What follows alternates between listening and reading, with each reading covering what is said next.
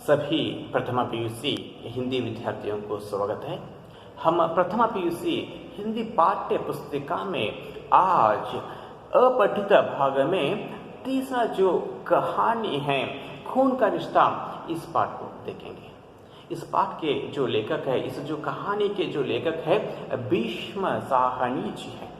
सबसे पहले इस जो कहानी प्रारंभ करने से पहले उनका थोड़ी बहुत परिचय हासिल करना बहुत ही जरूरी है। ओके, देख लीजिए। हिंदी साहित्य आकाश में भीष्म साहनी का नाम बड़े आदर से लिया जाता है। हिंदी साहित्य के जो आकाश में यह एक बहुत बड़ा विशाल जो साहित्य है, इसमें इनका जो नाम अत्यंत आदर के साथ, किनका नाम? भीष्म साहनी जी का जो नाम अति आदर से हम लेते हैं। इनका जो जन्म 8 अगस्त 1915 में रावलपिंडी में हुआ था। इनके जो पिता का नाम है हरवंश लाल था। आपने मॉस्को के विदेशी भाषा प्रकाशन गृह में सन 1957 से 1963 तक अनुवादक के रूप में काम किया। देख लीजिए, इन्होंने यानी कि भीष्म साहनी जी मॉस्को में विदेशी भाषा प्रकाशन विभाग में इन्होंने क्या किए हैं? अनुवादक के रूप में भी काम किए हैं। आप दिल्ली कॉलेज में अंग्रेजी के वरिष्ठ प्रवक्ता के पद पर कार्यरत रहे हैं। देख लीजिए, दिल्ली में एक कॉलेज में अंग्रेजी प्रवक्ता के रूप में, अंग्रेजी अध्यापक के रूप में भी इन्होंने कार्य किए हैं। आपकी विचार दृष्टि राष्ट्रीय और समाज परक थी। इनके जो विचार, इनकी जो भावनाएं, इनकी जो सोच कैसे थे? राष्ट्रीयता और समाज परक, समाज में जो घटनाएं घटते हैं उन घटनाओं को यह अपने साहित्य में लिखे हैं। आपने अपनी कहानियों में निम्न मध्यवर्गीय परिवारों की कुंठाओं, निराशा, घुटन, असंगतियों का स्वाभाविक तथा प्रभावशाली चित्रण प्रस्तुत किया है। देखिए, इन्होंने क्या किए हैं? अपनी जो कहानियां हैं, जो प्रमुख अलग अलग जो कहानियां हैं, उनमें क्या है? निम्न और मध्यवर्गीय परिवारों के, निम्न यानी कि बहुत गरीब लोगों के और मध्यवर्गीय परिवारों की जो कुंठाओं, कुंठा इसका अर्थ है अतृप्त भावनाएं। देख लीजिए, यहाँ पर निम्न जो वर्ग के लोगों में और मध्यवर्गीय लोगों में क्या है? अनेक निराशाजन्य विचार होते हैं, अतृप्त भावनाएं होते हैं, निराशाएं होते हैं और घुटन शब्द का अर्थ है घबराहट की अवस्था। उन लोगों को घबराहट की अवस्था में भी अपने जीवन गुजरना पड़ता है। उन विचारों को और असंबद्ध यानी कि असंगतियों का, यानी असंगति शब्द का अर्थ है असंबद्ध जो विचारों को इन्होंने क्या किए हैं? स्वाभाविक रूप से प्रभावशाली, अत्यंत प्रभावशाली रूप से अपने जो साहित्य में यह लिखे हैं। आपकी सामाजिक दृष्टि स्वस्थ तथा स्पष्ट है। इनकी जो दृष्टि, सामाजिक जो दृष्टि, समाज का जो दृष्टि कैसा था? स्वस्थ था। समाज कैसा रहना है उनके बारे में बहुत कुछ इन्होंने लिखे हैं और स्पष्ट रूप से लिखे हैं। इनकी जो मृत्यु 11 जुलाई 2003 ईस्वी को हुई। देख लीजिए, इनका जो मृत्यु 2003 में हो जाता है। इनके जो प्रसिद्ध कहानियां कौन कौन से हैं? देख लीजिए यहाँ पर। माता विमाता, बीवर, सिर का सदका, प्रोफेसर, अपने अपने बच्चे, खून का रिश्ता, चीफ की दावत आदि शामिल हैं। ये सभी क्या है? इनके प्रसिद्ध कहानियां हैं। तमस इनका जो बहुत ही चर्चित उपन्यास है, इनका जो बहुत चर्चित उपन्यास है तमस है। ये क्या है? यहाँ तक लेखक जो भीष्म साहनी जी का परिचय। ओके, अब इस जो कहानी में खून का रिश्ता, इस जो कहानी में क्या विचारधारा है उनको देख लीजिए। प्रस्तुत कहानी में, प्रस्तुत यानी कि इस जो कहानी में भीष्म साहनी ने सगाई की रस्म, रिश्तेदारों की अहमियत, वीर जी का ₹1.25 में ही सगाई पर बल देना, मंगलसेन को अपनी हैसियत पर नाज होना, मंगलसेन को अंततः सगाई में ले जाना, उनका आतिथ्य सत्कार, एक चम्मच का खो जाना, वीर जी का क्रोध प्रकट करना, मंगलसेन के साथ दुर्व्यवहार, प्रभा के भाई द्वारा चम्मच का वापस लाकर देना आदि घटनाओं का सजीव चित्रण प्रस्तुत किया है। अलग अलग जो घटनाओं को, कहानी में जो विचार है उनको यहाँ पर संक्षेप रूप में दिया गया है। वर्तमान परिवेश में, आजकल के जो परिवेश में, वातावरण में यह कहानी अत्यंत प्रासंगिक है। प्रासंगिक शब्द का अर्थ है प्रसंग से संबंधित।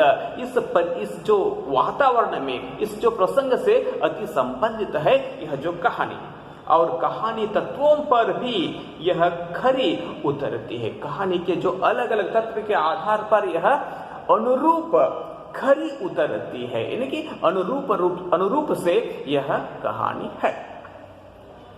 आज के चकाचौंध भरे माहौल में, आजकल का जो माहौल यानी कि वातावरण अथवा परिवेश में, यह आजकल का जो परिवेश कैसा है, चकाचौंध का जो परिवेश है, ओके, यानी कि जल्द से सब कुछ काम हो जाना, उस तरह का जो परिवेश है, इसमें सरल विवाह की महत्ता, सरल विवाह, अत्यंत सरल रूप से जो विवाह करते हैं उसका जो महत्व तथा खून के रिश्तों एवं पारिवारिक रिश्तों को निभाने पर बल देने के उद्देश्य से हम लोगों को खून के रिश्तेदारों के साथ और पारिवारिक रिश्तों को निभाने पर बल देने के उद्देश्य से इस कहानी को यहाँ पर रखा गया है। ओके, यहाँ तक क्या हो गया है, इस कहानी में क्या विचारधारा है, इसके बारे में हम देखें। अब कहानी प्रारंभ करेंगे। खाट की पाटी पर बैठा चाचा मंगलसेन हाथ में चिलम थामे सपने देख रहा था। देख लीजिए, इस जो कहानी का अति प्रमुख पात्र है मंगलसेन।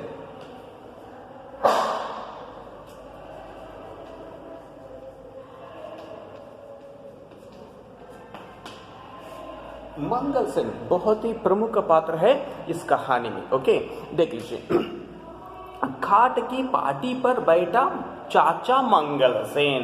देख लीजिए, खाट की पाटी यानी कि खाट के ऊपर बैठा हुआ मंगलसेन अपने हाथ में क्या है, चिलम थामे।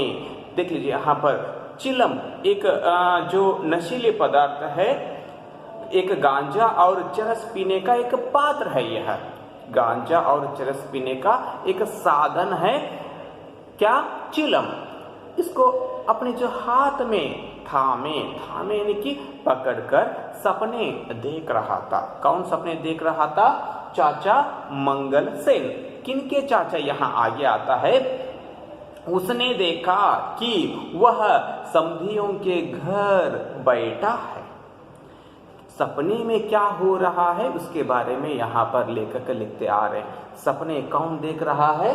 मंगलसेन सपने देख रहा है। किनके चाचा? यह वीरजी। यहाँ पर आगे आता है, देख लीजिए, वीरजी,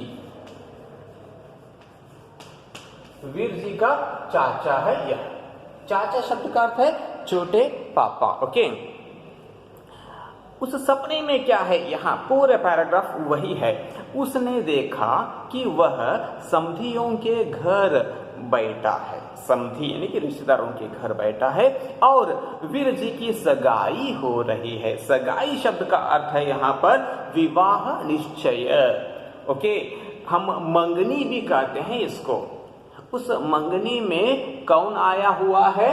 मंगलसेन भी आया हुआ है और वह कुर्सी पर बैठा है। उसकी पगड़ी पर केसर के चींटे हैं। मंगलसेन एक पगड़ी पहना हुआ है, उस पगड़ी पर क्या है, केसर के चींटे। चींटे शब्द का अर्थ है बूंद जैसे दाग, यानी कि सुंदर दिखने के लिए अलग अलग बूंद जैसे दाग उसमें बनाया गया रहता है, उसमें है। और हाथ में दूध का गिलास है जिसे वह घूंट घूंट करके पी रहा है। देख लीजिए वह क्या कर रहा है, घूंट घूंट करके दूध पी रहा था। दूध पीते हुए कभी बादाम की गिरी मुंह में जाती, कभी पिस्ते की। देख लीजिए यहाँ पर उस दूध में क्या है, बादाम की गिरी। बादाम की गिरी शब्द का अर्थ क्या है, उसके अंदर का जो गूदा वह उसके मुंह में जा रही थी, कभी पिस्ते की। एक मेवा है, पिस्ते क्या है, एक मेवा, उसमें उस जो दूध में डाले हुए थे वे लोग, वह उनके मुंह में जा रही थी। बाबूजी पास खड़े समधियों से उसका परिचय करा रहे हैं। बाबूजी और एक पात्र देख लीजिए यहाँ पर, बाबूजी।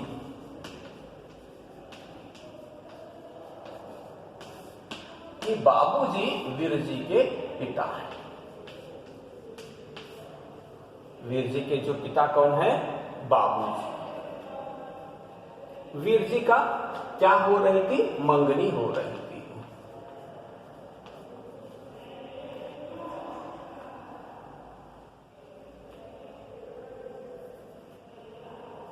वीर जी का जो पिताजी कौन है, बाबूजी। इस पूरे जो कहानी में क्या है, बाबूजी बाबूजी इसी नाम से पुकारा गया है, इसका पर्टिकुलर नाम यहाँ पर नहीं दिया गया है।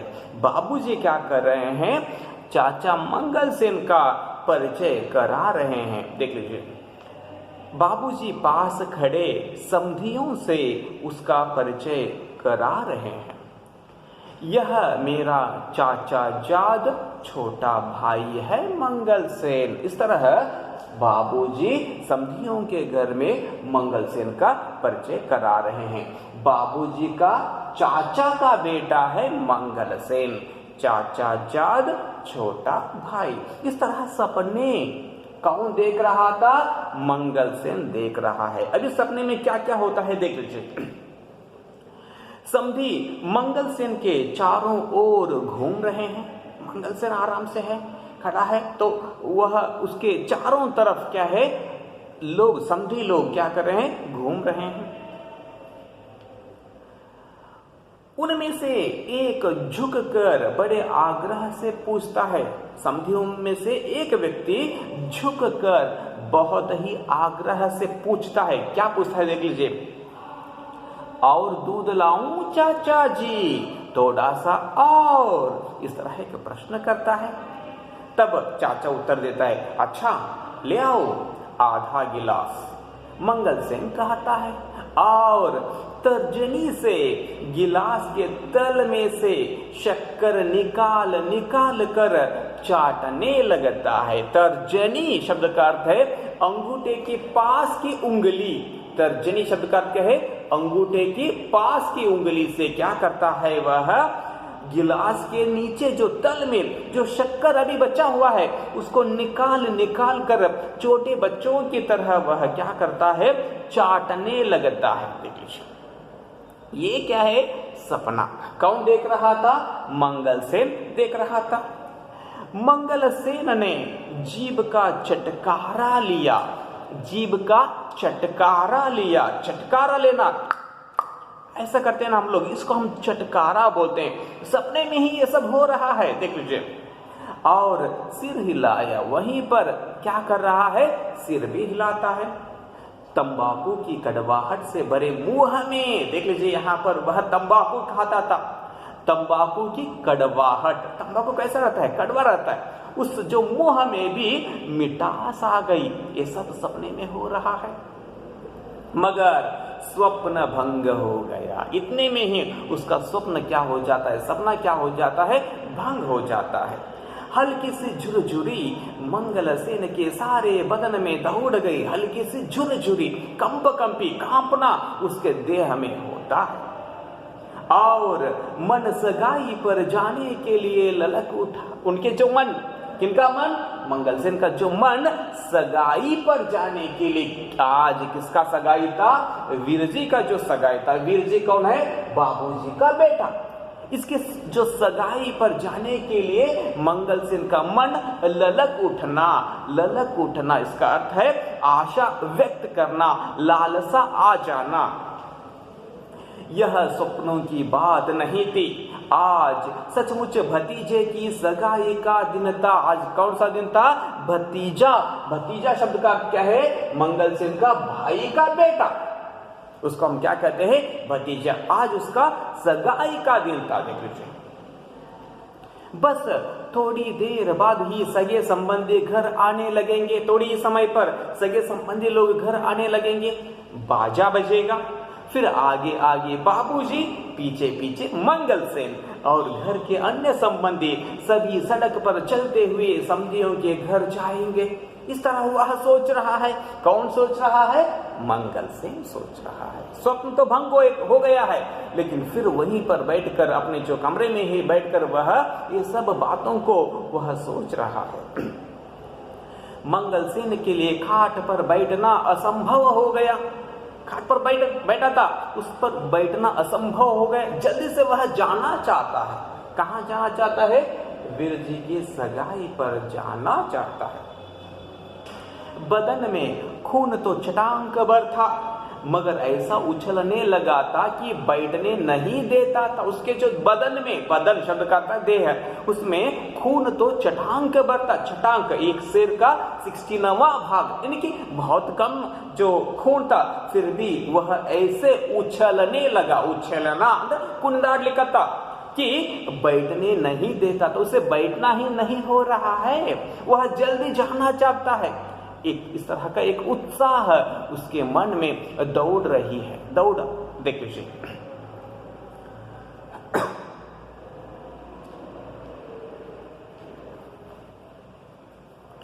ऐन उसी वक्त, देख लीजिए, ऐन उसी वक्त कोठरी में संतु आ पहुंचा। देख लीजिए, संतु और एक पात्र यहाँ पर, ये पात्र मैं बताता हूं आप लोगों को। संतु और एक पात्र, ये संतु कौन है? यहाँ आगे आया है। संतु बाबूजी के घर का नौकर। देख लीजिए, संतु कौन है? बाबूजी के घर का नौकर है। उसी समय संतु कहाँ आता है? मंगलसेन के पास आता है और खाट पर बैठकर, मंगलसेन के पास ही खाट पर बैठकर मंगलसेन के हाथ में से चिलम लेते हुए बोला, तुम्हें सगाई पर नहीं ले जाएंगे चाचा। देख लीजिए यहाँ पर वह क्या बोल रहा है। देख लीजिए, कौन बोल रहा है? संतु। किसे बोल रहा है? मंगलसेन से बोल रहा है, तुम्हें सगाई पर नहीं ले जाएंगे चाचा। इस तरह बता देता है। लेकिन मंगलसेन के मन में क्या है? सगाई पर जाने की एक उत्सुकता है, एक आशा है, एक ललक है। देख लीजिए फिर क्या होता है। चाचा मंगलसेन के बदन में सिर से पांव तक लरजिश हुई। इस जो बात को सुनकर मंगलसेन के जो बदन में सिर से लेकर पांव तक लरजिश, लरजिश शब्द का अर्थ है एक कंपी, कांपना। उसका जो देह कांपने लगा। पर यह सोचकर कि संतु खिलवाड़ कर रहा है, बोला, बड़ों के साथ मजाक नहीं किया करते, कई बार कहा। फिर क्या सोचता है मंगलसेन? शायद यह खिलवाड़ कर रहा है, खिलवाड़ यानी कि मजाक कर रहा है। ऐसा सोचकर मंगलसेन संतु को बताता है, बड़ों के साथ मजाक नहीं किया करते, कई बार कहा। मुझे नहीं ले जाएंगे तो क्या तुम्हें ले जाएंगे? मंगलसेन किसे कहता है? संतु से कहता है। यहाँ पर प्रारंभ में मंगलसेन और संतु, इन दोनों के बीच में संवाद चल रहा है। देख लीजिए तब क्या होता है, देख लीजिए, किसी को भी नहीं ले जाएंगे। वीरजी कहते हैं सगाई डलवाने सिर्फ बाबूजी जाएंगे और कोई नहीं जाएगा। इस तरह संतु मंगलसेन से कहता है। वीरजी आए हैं? प्रश्न मंगलसेन संतु से। चाचा मंगलसेन के बदन में फिर लरजिश हुई। अरे वीर जी आए हैं, इस तरह प्रश्न करते करते उसके जो बदन में लरजिश हुई, लरजिश यानी कि कांपना, और दिल धक धक करने लगा। फिर मंगलसेन का जो दिल क्या होने लगा, धक धक करने लगा। संतु घर का पुराना नौकर था। देख लीजिए, संतु कौन था? घर का पुराना नौकर। किनके घर का? बाबूजी के घर का पुराना नौकर कौन था? संतु। देखिए यहां पर आया है। ओके, अब आगे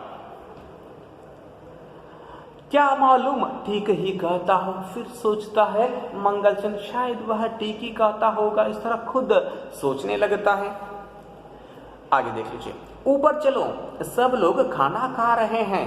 संतु ने चिलम के 2 कश लगाए, फिर चिलम को ताक पर रखा और बाहर जाने लगा। देख लीजिए, संतु मंगलसेन को कहता है सब लोग खाना खा रहे हैं, तुम भी ऊपर चलो। इस तरह बताते बताते वह 2 कश चिलम लेता है और उस चिलम को ताक पर रखता है। ताक अंतर जो दीवार में ही बीच में कुछ सामान रखने के लिए बनाया गया रहता है, उसको हम ताक कहते हैं। वहां पर रखता है और बाहर जाने लगता है। दरवाजे के पास पहुंचकर उसने फिर एक बार घूमकर हंसते हुए कहा। कौन कहा? संतु। किसे? मंगलसेन से क्या कहता है? देखिए, तुम्हें नहीं ले जाएंगे चाचा, लगा लो शर्त, 2-2 रुपये की शर्त लगाती है। इस तरह कहते हुए वह चला जाता है। कौन चला जाता है? संतु। बस बक बक नहीं कर, जा अपना काम देख। इस तरह मंगलसेन संतु से कहता है। ऊपर रसोई घर में सचमुच बहस चल रही थी। ऊपर के भाग में कौन रहते थे? बाबूजी रहते थे। वहां पर रसोई घर में बहस चल रही थी। बहस यानी कि चर्चा, सगाई संबंधित चर्चा हो रही थी। संतु ने गलत नहीं कहा था। लिखते हैं यहां पर, संतु जो कहा था वह सही था। रसोई घर में एक तरफ दीवार के साथ पीठ लगाए बाबूजी बैठे खाना खा रहे थे। रसोई घर में पीठ किसको लगाकर? दीवार को लगाकर बैठे थे और खाना खा रहे थे। चौके के ऐन बीचों में वीर जी और मनोरमा भाई बहन एक साथ एक ही थाली में खाना खा रहे थे। देख लीजिए, यहाँ पर और एक पात्र आया है, मनोरमा। यह मनोरमा वीर जी की बहन है।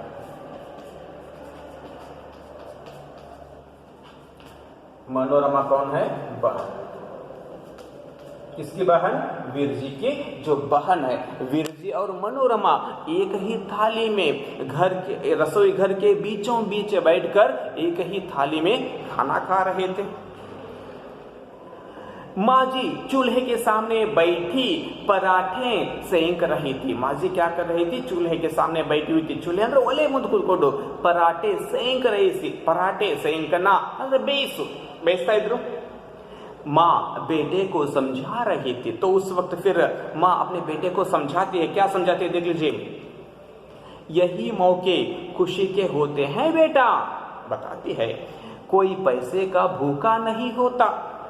अकेले तुम्हारे पिताजी सगाई डलवाने जाएंगे तो समधी भी इसे अपना अपमान समझेंगे। इस तरह माँ अपने बेटे, उनकी जो बेटे कौन है? वीर जी से बात कर रही थी। वीर जी से जो वीर जी को समझाने की कोशिश भी कर रही थी। मैंने कह दिया माँ, मेरी सगाई 1.25 रुपये में होगी और केवल बाबूजी सगाई डलवाने जाएंगे। जो मंजूर नहीं हो तो अभी से। देखिए, बेटा उत्तर देता है। कौन बेटा?